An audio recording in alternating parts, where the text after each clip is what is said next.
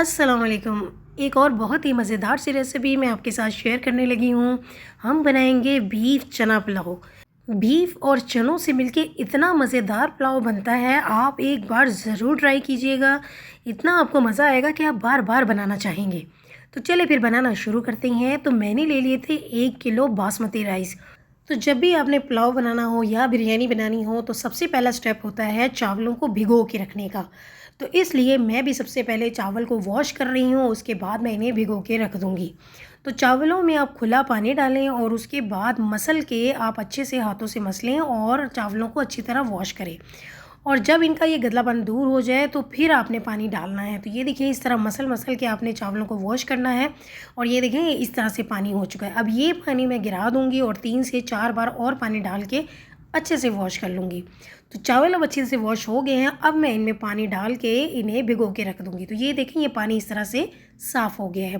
तो चावल मैंने भिगो दिए हैं। तो अब हम गोश्त की तरफ आते हैं। तो मैंने लिया था बीफ का गोश्त और इसमें मैंने बड़े बड़े पीस लिए हैं। पुलाव बनाने के लिए आप छोटे छोटे पीस ना लिया करें, बड़े बड़े पीस लें। और पानी थोड़ा खुला ही रखना है। मैंने यहाँ पे ज़्यादा पानी लिया है क्योंकि मुझे इसकी यखनी तैयार करनी है और पुलाव बनाते हुए इसी यखनी को ही मैं इस्तेमाल करूँगी। मैं पानी नहीं यूज़ करूँगी, इससे बड़ा ज़बरदस्त फ्लेवर आता है। और यखनी तैयार करने के लिए जब आपने गोश्त डाल देना है तो उसमें साबुत 2 प्याज डाल देने हैं, साबुती लहसुन के जवे डालने हैं और अदरक कूट के 1 चम्मच डाल दिया है। और मैंने डाला है 1 चम्मच साबुत धनिया और 1 चम्मच ही सौंफ भी डाल दी है। और 2 चम्मच इसमें मैंने नमक डाल दी है। अब इन चीज़ों को हम मिक्स करेंगे और कुकर को मैं बंद कर दूँगी और मैं इसे कुक करूँगी उस वक्त तक जब तक कि गोश्त अच्छे से गल ना जाए। तो 20 मिनट के लिए मैं कुकर को बंद कर दूँगी। तो टाइम मैं उस वक्त नोट करूँगी जब इसकी विसल बजना शुरू हो जाएगी। ये आपने ध्यान रखना है, ये ना हो कि जब आप बंद करें और उसी वक्त ही टाइम नोट कर लें। ये देखें जब इस तरह से विसल बजना शुरू होगी तो आपने टाइम नोट करना है 20 मिनट। तो 20 मिनट हो गए हैं। अब हम कुकर को खोल देते हैं और देखते हैं कि गोश्त गला है या नहीं। अगर आपको लगे कि नहीं गला तो आप 5 मिनट के लिए मज़ीद इसे कुकर को बंद कर दें। तो अभी देख लेते हैं।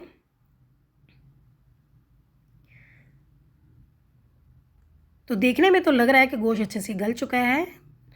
तो ये देखिए गोश्त बहुत ही अच्छे से गल चुका है, आराम से अलग हो गया है। तो अब हम इसमें से यखनी अलग कर देंगे और गोश्त अलग कर देंगे।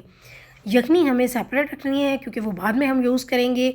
तो गोश्त के साथ ही जो प्याज हमने डाले थे वो सारे ये देखिए वो भी साथ ही आ रहे हैं और साबुत लहसुन भी, ये सब हम अलग कर देंगे और यखनी एक साइड पे रख दी है मैंने। अब हम इसकी करते हैं कुकिंग स्टार्ट। तो मैंने 1 कप ऑयल डाल दिया और इसमें मैं डाल रही हूँ 1 चम्मच साबुत ज़ीरा और थोड़े से इसमें साबुत मसाले भी हम डालेंगे। तेज़ पत्ते डाले हैं और साथ मैंने बादियान का फूल डाला है, दालचीनी डाली है और इसमें मैंने साबुत काली मिर्चें भी डाल दी हैं और मैंने 2 बड़ी इलायचियाँ डाल दी हैं। जैसे ही गरम मसाले डालने हैं तो साथ ही मैंने प्याज भी ले लिया था एक बड़े साइज़ का, स्लाइस में काट के वो भी डाल दिया। अब प्याज को हम उस वक्त तक करेंगे कुक जब तक ब्राउन ना हो जाए। तो ये देखिए ब्राउन हो गए हैं। क्योंकि पुलाव का कलर थोड़ा डार्क हो तो वो बहुत ही मज़े का लगता है, इसीलिए मैंने प्याज थोड़े ज़्यादा ब्राउन किए हैं। जैसे ये प्याज ब्राउन होंगे हम इसमें टमाटर डाल देंगे। रफली बस काट के डाल दें आप।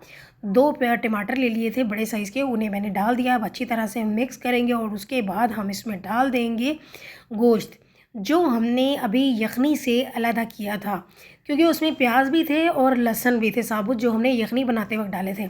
अब इन सारी चीज़ों को हम अच्छे से करेंगे मिक्स। तो ये देखिए हम अच्छी तरह से मिक्स कर रहे हैं, गोश्त अच्छे से गला हुआ है। तो हमने यहाँ पे गोश्त की अच्छी तरह से भुनाई करनी है।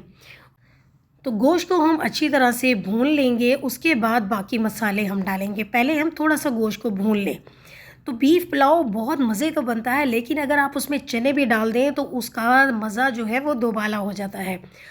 तो जब हम गोश्त को भून रहे होते हैं उसी वक्त आपने 2 चम्मच लहसुन अदरक भी डाल देने, बस 2 चम्मच ही डालने हैं क्योंकि हमने जब यखनी तैयार की थी उस वक्त भी लहसुन डाला था और अदरक भी, इसलिए यहाँ पे 2 चम्मच ही डालने हैं। तो 1 किलो गोश्त लिया है मैंने और 1 किलो ही मैंने चावल लिए हैं, इसलिए ये दोनों चीज़ें 2 किलो बन जाती हैं, लेकिन इसमें हम चने भी डालेंगे।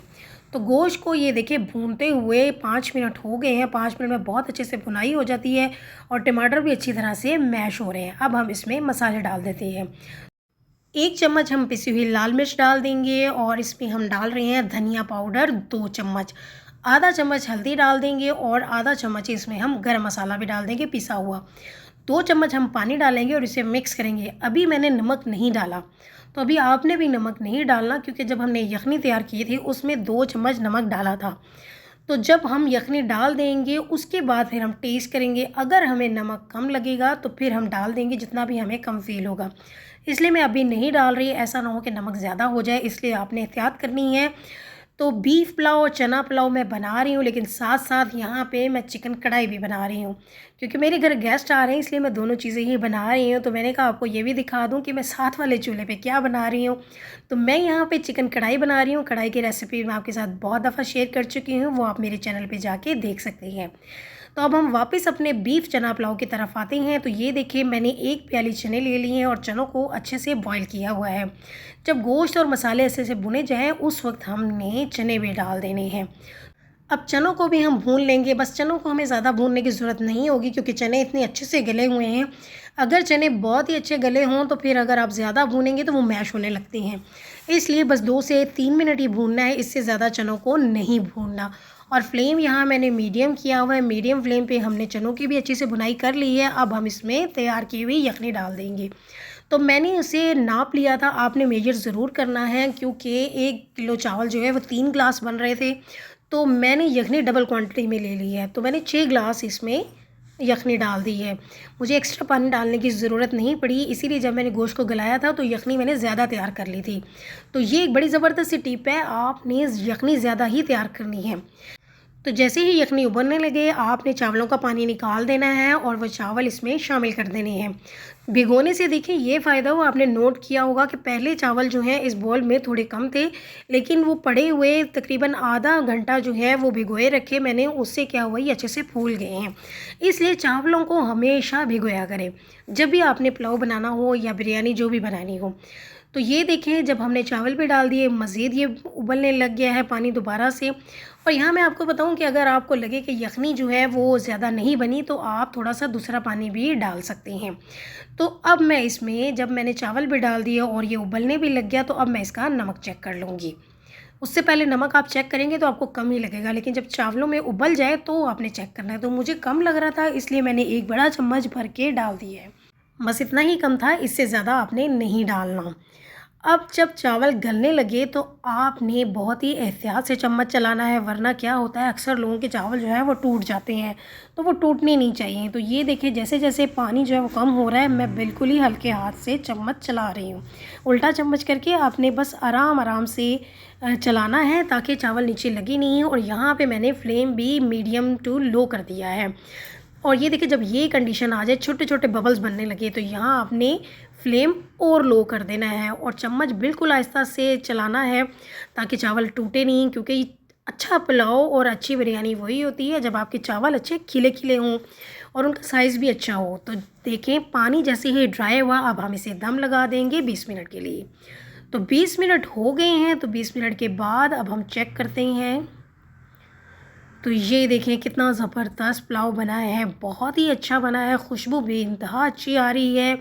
और आप ये देख सकते हैं कि चावल बिल्कुल भी नहीं टूटे, क्योंकि मैंने आपको जो टिप्स बताई हैं उनके मुताबिक आप ज़रूर बनाइएगा और मेरी ये रेसिपी ज़रूर ट्राई कीजिएगा। और रेसिपी अच्छी लगेगी तो आप मेरे चैनल को भी सब्सक्राइब कर दिया करें और बेल आइकन को ज़रूर प्रेस किया करें। इससे क्या होगा कि आपको मेरी आने वाली हर नई वीडियो का नोटिफिकेशन मिलता रहेगा। तो ये बहुत ज़बरदस्त लग रही हैं, देखिए चने भी हैं और गोश्त भी है, तो ये रेसिपी ज़रूर ट्राई कीजिएगा। तो अब मैं चेक कर लेती हूँ गोश्त कितना अच्छे से गला है। ये देखें कितना ज़बरदस्त गला हुआ है, गोश्त पहले ही गल गया था, मज़ीद जब हमने इसकी भुनाई की और चावलों में इसको पकाया है तो ये और ही अच्छे से गल गया है। तो बहुत ही मज़ेदार पुलाव रेडी है, तो ज़रूर बनाइएगा बीफ चना पुलाव। तो अब हम इसे डिश आउट कर लेते हैं। तो ये देखें मैं डिश आउट कर रही हूँ, आप इसकी लुक ही देख लें। आपके घर में भी जब गेस्ट आ रहे हों तो ये रेसिपी बनाइएगा, बिल्कुल ही डिफरेंट सी है और मज़ेदार सी है। और फिर मुझे इसका फीडबैक भी दीजिएगा कि आपको ये बीफ चना पुलाव की रेसिपी कैसी लगी। तो इसके साथ ही हम फिर मिलेंगे एक और नई मज़ेदार सी रेसिपी में। अल्लाह हाफिज़।